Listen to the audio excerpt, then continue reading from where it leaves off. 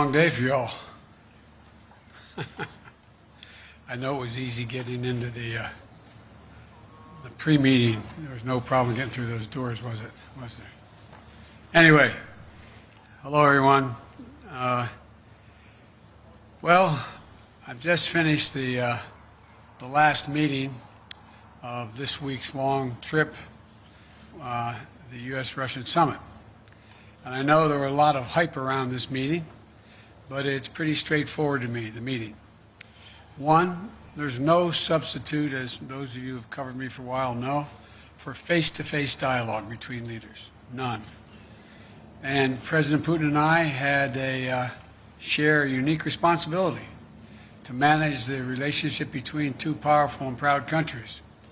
A relationship that has to be stable and predictable. And we should be able to cooperate where it's in our mutual interest. And where we have differences, I want President Putin to understand why I say what I say and why I do what I do, and how we'll respond to specific kinds of actions that harm America's interest. Now, I told President Putin my agenda is not against Russia or anyone else. It's for the American people. Fighting COVID-19, rebuilding our economy, reestablishing relationships around the world with our allies and friends, and protecting the American people. That's my responsibility as president. I also told him that no president of the United States could keep faith with the American people if they did not speak out to defend our democratic values, to stand up for the universal and fundamental freedoms that all men and women have, in our view. That's just part of the DNA of our country. So human rights is going to always be on the table, I told them. It's not about just going after Russia when they violate human rights. It's about who we are. How could I be the President of the United States of America and not speak out against the violation of human rights? I told him that unlike other countries, including Russia, we're uniquely a product of an idea. You've heard me say this before again and again, but I'm going to keep saying it. What's that idea? We don't derive our rights from the government. We possess them because we're born, period. And we yield them to a government. And so the forum, I pointed out to him that that's why we're going to raise our concerns about cases like Alexei Navalny. I made it clear to President Putin that we'll continue to raise issues of fundamental human rights, because that's what we are. That's who we are. The idea is we hold these truths self-evident, that all men and women, we haven't lived up to it completely, but we've always widened the arc of commitment and included more and more people.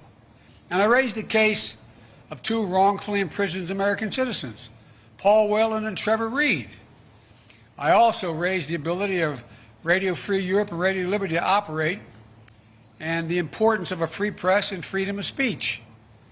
I made it clear that we will not tolerate attempts to violate our democratic sovereignty or destabilize our democratic elections, and we would respond. The bottom line is, I told President Putin that we need to have some basic rules of the road that we can all abide by. I also said there are areas where there's a mutual interest for us to cooperate. For our people, Russian and American people, but also for the benefit of the world and the security of the world. One of those areas is strategic stability. You asked me many times, what was I going to discuss with Putin before I came? I told you I only negotiate with the individual, and now I can tell you what I was intending to do all along. And that is to discuss and raise the issue of strategic stability and try to set up a mechanism whereby we dealt with it. We discussed in detail the next steps our country should take on arms control measures, the steps we need to take to reduce the risk of unintended conflict. And I'm pleased that you agreed today to launch a bilateral strategic stability dialogue. Diplomatic speak for saying, get our military experts and our diplomats together to work on a mechanism that can lead to control of new and dangerous and sophisticated weapons that are coming on the scene now, that reduce the times of response, that raise the prospects of accidental war. And we went into some detail of what those weapon systems were. Another area we spent a great deal of time on was cyber and cybersecurity. I talked about the proposition that certain critical infrastructure should be off limits to attack, period, by cyber or any other means. I gave them a list. If I'm not mistaken, I don't have it in front of me, 16 specific entities, 16 defined as critical infrastructure under U.S. policy, from the energy sector to our water systems. Of course, the principle is one thing. It has to be backed up by practice. Responsible countries need to take action against criminals who conduct ransomware activities on their territory. So we agreed to task experts in both our countries to work on specific understandings about what's off limits and to follow up on specific cases that originate in other countries, in either of our countries. There's a long list of other things we spent time on, from the urgent need to preserve and reopen the humanitarian corridors in Syria so that we can get food, just simple food and basic necessities, to people who are starving to death. How to build it and how it is in the interest of both Russia and the United States to ensure that Iran does not acquire nuclear weapons. We agreed to work together there because as much as Russia's interest is ours. And to how we can ensure the Arctic remains a region of cooperation rather than conflict. I caught part of President Putin's press conference, and he talked about the need for us to be able to have some kind of modus operandi where we dealt with making sure the Arctic was, in fact, a free zone. And to how we can each contribute to the shared effort of preventing the resurgence of terrorism in Afghanistan. It's very much in the interest of Russia not to have a resurgence of terrorism in Afghanistan. There are also areas that are more challenging. I communicated the United States' unwavering commitment to the sovereignty and territorial integrity of Ukraine. We agreed to pursue diplomacy related to the Minsk agreement. And I shared our concern about Belarus. He didn't disagree with what happened. He just has a different perspective of what to do about it. But I know you have a lot of questions, so let me close with this. It was important to meet in person, so there can be no mistake about or misrepresentations about what I wanted to communicate. I did what I came to do. Number one, identify areas of practical work our two countries can do to advance our mutual interest and also benefit the world. Two, communicate directly that the United States will respond to actions that impair our vital interest or those of our allies. And three, to clearly lay out our country's priorities and our values so we heard it straight from me. And I must tell you, the tone of the entire meetings, I guess it was a total of 4 hours, was good, positive. There wasn't any strident action taken. Where we disagreed, I disagreed, stated where it was. Where he disagreed, he stated. But it was not done in a hyperbolic atmosphere. That is too much of what's been going on. Over this last week, I believe, I hope, the United States has shown the world that we are back, standing with our allies. We rallied our fellow democracies to make concerted commitments to take on the biggest challenges our world faces. And now we've established a clear basis on how we intend to deal with Russia and the U.S.-Russian relationship. There's much more work ahead. I'm not suggesting that any of this is done. We've gotten a lot of business done on this trip. And before I take your questions, I want to say one last thing. Folks, look, this is about how we move from here. I listened to, again, a significant portion of what President Putin's press conference was. And as he pointed out, this is about practical, straightforward, no-nonsense decisions that we have to make or not make. We'll find out within the next 6 months to a year whether or not we actually have a strategic dialogue that matters. We'll find out whether we work to deal with everything from release of people in Russian prisons or not. We'll find out whether we have a cybersecurity arrangement that begins to bring some order. Because look, the countries that most are likely to be damaged, failure to do that, are the major countries. For example, when I talked about the pipeline that cyber hit for $5 million, that ransomware hit in the United States, I looked at him and I said, well, how would you feel if ransomware took on the pipelines from your oil fields? He said it would matter. This is not about just our self-interest. It's about a mutual self-interest. I'll take your questions, and as usual, folks, they gave me a list of the people I'm going to call on. So, Jonathan, Associated Press. Thank you, sir. U.S. intelligence has said that Russia tried to interfere in the last 2 presidential elections, and that Russia groups are behind hacks like SolarWinds and some of the ransomware attacks you just mentioned. Putin, in his news conference just now, accepted no responsibility for any misbehavior. Your predecessor opted not to demand that Putin stop these disruptions. So what is something that concrete, sir, that you achieved today to prevent that from happening again, and what will the consequences you threaten? Whether I stopped it from happening again, he knows I will take action, like we did when this last time out. What happened was we, in fact, made it clear that we were not going to continue to allow this to go on.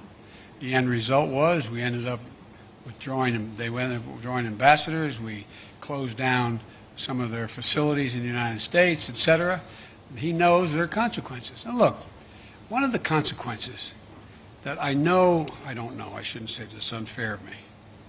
I suspect you may all think doesn't matter. But I'm confident matters to him, I'm confident matter to him and to other world leaders of big nations. His credibility worldwide shrinks. Let's get this straight. How would it be if the United States were viewed by the rest of the world as interfering with the elections directly of other countries and everybody knew it? What would it be like if we engaged in activities that he is engaged in? It diminishes the standing of a country that is desperately trying to make sure it maintains its standing as a major world power. And so it's not just what I do, it's what the actions that other countries take, in this case Russia, that are contrary to international norms. It's the price they pay. They are not able to dictate what happens in the world. There are other nations of significant consequence, i.e. the United States of America being one of them. Mr. President, just a quick follow on the same theme of consequences. You said just now that you spoke to him a lot about human rights. What did you say would happen if opposition leader Alexei Navalny dies? I made it clear to him that I believe the consequences of that would be devastating for Russia. I'll go back to the same point. What do you think happens when he's saying it's not about hurting Navalny, all the stuff he says to rationalize the treatment of Navalny, and then he dies in prison? I pointed out to him that it matters a great deal when a country, in fact, and they asked me why I thought it was important to continue to have problems with the president of Syria. I said because there's a violation of international norm. It's called the Chemical Weapons Treaty. It can't be trusted. It's about trust. It's about their ability to influence other nations in a positive way. Look, would you like to trade our economy for Russia's economy? Would you like to trade? And by the way, we talked about trade. I don't have any problem with doing business with Russia as long as they do it based on international norms. It's in our interest to see the Russian people do well economically. I don't have a problem with that. But if they do not act according to international norms, then guess what? That only won't happen with us. It will not happen with other nations. And he kind of talked about that, didn't he, today? About how the need to reach out to other countries to invest in Russia. They won't, as long as they are convinced that, in fact, the violations, for example, the American businessman who was in house arrest, and I pointed out, you want to get American business to invest, let him go. Change the dynamic. Because American businessmen We're ready to show up. They don't want to hang around in Moscow. Look, guys, I know we make foreign policy out to be this great, great skill that somehow is sort of like a secret code. All foreign policies is a logical extension of personal relationships. It's the way human nature functions. And understand, when you run a country that does not abide by international norms, and yet you need those international norms to be somehow managed so that you can participate in the benefits that flow from them, it hurts you. That's not a satisfying answer. Biden said he'd invade Russia. It's not, By the way, that was a joke. That's not true. But my generic point is, it is more complicated than that. David Sanger. I thought I just saw David. There he is. Thank you, Mr. President. In the run-up to this discussion, there's been a lot of talk about the two countries spilling down into a Cold War. And I'm wondering if there was anything that you emerged from in the discussion that made you think that With your permission, I'm going to take my coat off. The sun is hot. Anything that would make you think that Mr. Putin has decided to move away from his fundamental role as a disruptor, particularly a disruptor of NATO and the United States. And if I could also just follow up on your description of how you gave him a list of critical infrastructure in the United States, did you lay out very clearly what it was that the penalty would be for interfering in that critical infrastructure? Did you leave that vague? Did he respond in any way to it? Let me answer your first. Well, I'll answer your second question first. I pointed out to him we have significant cyber capability, and he knows it. He doesn't know exactly what it is, but it's significant. And if in fact they violate these basic norms, we will respond. Cyber. He knows, in the cyber way. Number two, I think that the last thing he wants now is a Cold War. Without quoting him, which I don't think is appropriate, let me ask you a rhetorical question. You got a multi-thousand-mile border with China. China is moving ahead, hell-bent on election, as they say, seeking to be the most powerful economy in the world, the largest, and the most powerful military in the world. You're in a situation where your economy is struggling. You need to move it in a more aggressive way than in terms of growing it. And I don't think he's looking for a Cold War with the United States. I don't think it's about as I said to him, I said, your generation and mine are about 10 years apart. This is not a kumbaya moment, as they used to say back in the 60s in the United States, like, let's hug and love each other. But it's clearly not in anybody's interest, your country's or mine, for us to be in a situation where we're in a new Cold War. And I truly believe he thinks that. He understands that. But that does not mean he's ready to, quote, figuratively speaking, lay down his arms and say, come on. He still, I believe, is concerned about being, quote, encircled.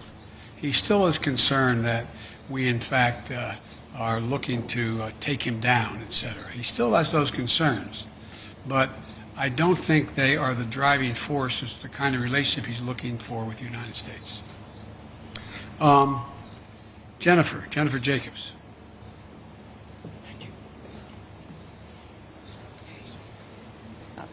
Thank you, Mr. President.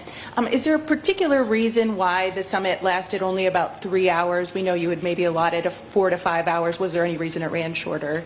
Also, President Putin said that there were no threats or scare tactics issued. Do you agree with that assessment, that there were no threats or scare tactics? Yes. And also, did you touch on Afghanistan and the safe withdrawal of troops? Yes, and yes. Let me go back to the first part. The reason it didn't go longer is when the last time two heads of state have spent over 2 hours in direct conversation across the table, going into excruciating detail. You may know of time, I don't. I can't think of one. So we didn't need, as we got through when we brought in the larger group, our defense, our intelligence, and our foreign, my foreign minister wasn't foreign minister, my Secretary of State was with me the whole time. our ambassador, etc. We brought everybody in. We had covered so much. And so there was a summary done by him and by me of what we covered. Lavrov and Blinken talked about what we had covered. We raised things that required more amplification or made sure we didn't have any misunderstandings. And so it was kind of after 2 hours there, we looked at each other like, okay, what next? What is going to happen next is we're going to be able to look back, look ahead in 3 to 6 months and say, did the things we agreed to sit down and try to work out, did it work? Are we closer to a major strategic stability talks and progress? Are we further along in terms of and go down the line? That's going to be the test. I'm not sitting here saying because the President and I agreed that we would do these things that all of a sudden it's going to work. I'm not saying that. What I'm saying is I think there's a genuine prospect to significantly improve the relations between our two countries without us giving up a single solitary thing based on principle and our values. No, there were no threats. There were, as a matter of fact, I heard he quoted my mom and quoted other people today. It was very, as we say, which will shock you coming from me, somewhat colloquial. And we talked about basic fundamental things. And you know how I am. I explain things based on personal basis. What happens if, for example? And so there were no threats, just as simple assertions made, and no, well, if you do that, then we'll do this, with anything I said. It was just letting him know where I stood, what I thought we could accomplish together, and what, in fact, if there were violations of American sovereignty, what we would do.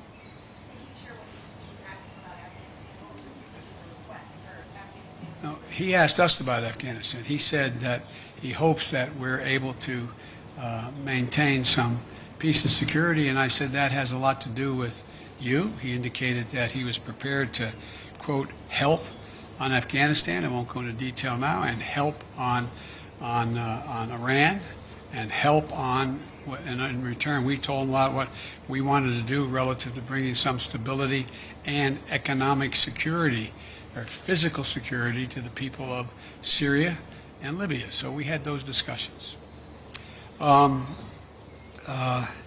Yamiche. Thanks so much, Mr. President. You say that you didn't issue any threats? Were there any ultimatums made when it comes to ransomware? And how will you measure success, especially when it comes to these working groups on Russian meddling and on cybersecurity? Well, it's going to be real easy. They either, for example, on cybersecurity, are we going to work out where they take action against the ransomware criminals on Russian territory? They didn't do it. I don't think they planned it in this case. And are they going to act? We'll find out. Will we commit? What can we commit to act in terms of anything affecting, violating international norms that negatively affects Russia? What are we going to agree to do? And so I think we have real opportunities to move. And I think that one of the things that I noticed when we had the larger meeting is that people who are very, very well informed started thinking, you know, this could be a real problem. What happens if that ransomware outfit were sitting in Florida or Maine and took action, as I said, on their single lifeline to their economy, oil? It'd be devastating. And they're like, you could see them kind of go, oh, we'd do that, but like, whoa. So it's in everybody's interest that these things be acted on. We'll see, though, what happens from these groups we put together. The third one, yes, go ahead. Mr. President, when President Putin was questioned today about human rights, he said the reason why he's cracking down on opposition leaders is because he doesn't want something like January 6th to happen in Russia. And he also said that he doesn't want to see groups formed like Black Lives Matter. What's your response to that, please? My response is kind of what I communicated, that I think that's a ridiculous comparison. It's one thing for literally criminals to break through cordon, go into the Capitol, kill a police officer, and be held unaccountable. and it is for people objecting and marching on the Capitol and saying, you are not allowing me to speak freely. You are not allowing me to do A, B, C, or D. And so they're very different criteria. Steve Holland, Reuters. President Putin said he was satisfied with the answer about your comment about him being a killer. Could you give us your side on this? What did you tell him? He's satisfied. Why would I bring it up again? And now that you've talked to him, do you believe you can trust him? Look, this is not about trust. This is about self-interest and verification of self-interest. That's what it's about.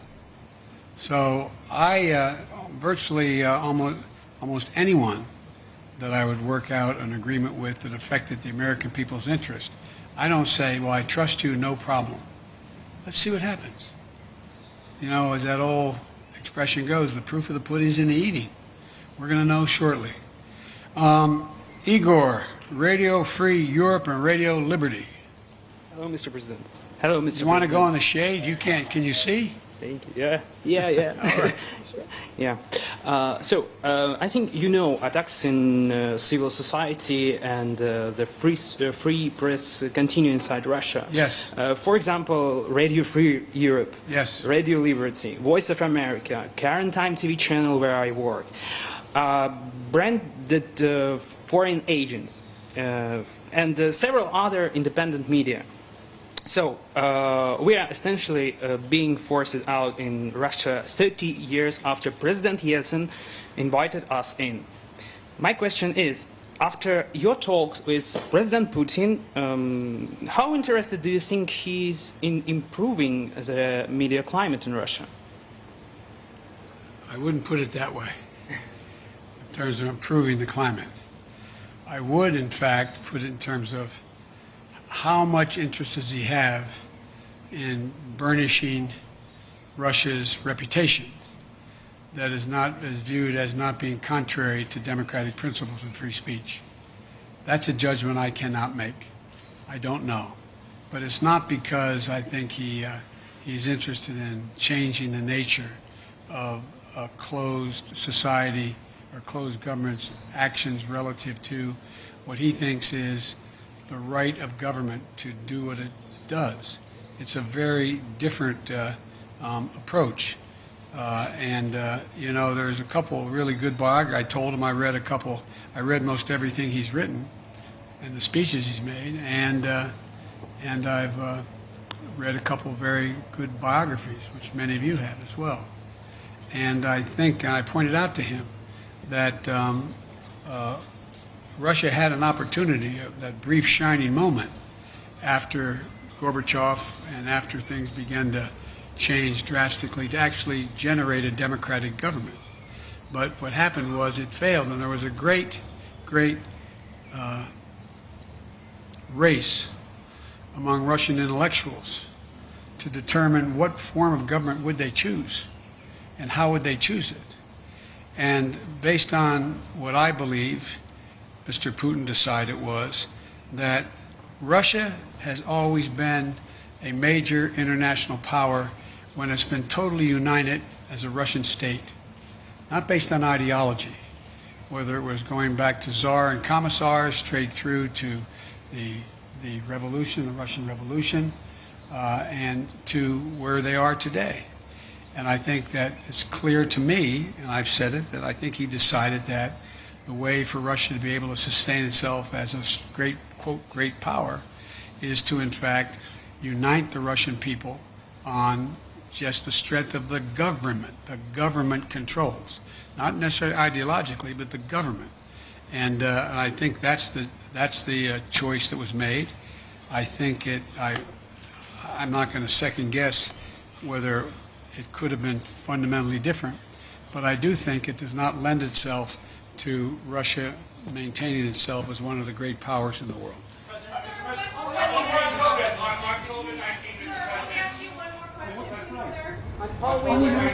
Thank you, sir. Did military response ever come up in this conversation today? Did you, in terms of the red lines that you laid down, is military response an option for a ransomware attack? And President Putin had called you in his press conference an experienced person. You famously told him he didn't have a soul. Do you now have a deeper understanding of him after this meeting? Thank you very much. But on the military response, sir? No, we didn't talk about military response. In the spirit, Mr. President, of you saying that there is no substitute for face-to-face dialogue, and also with what you said at NATO, that the biggest problems right now are Russia and China.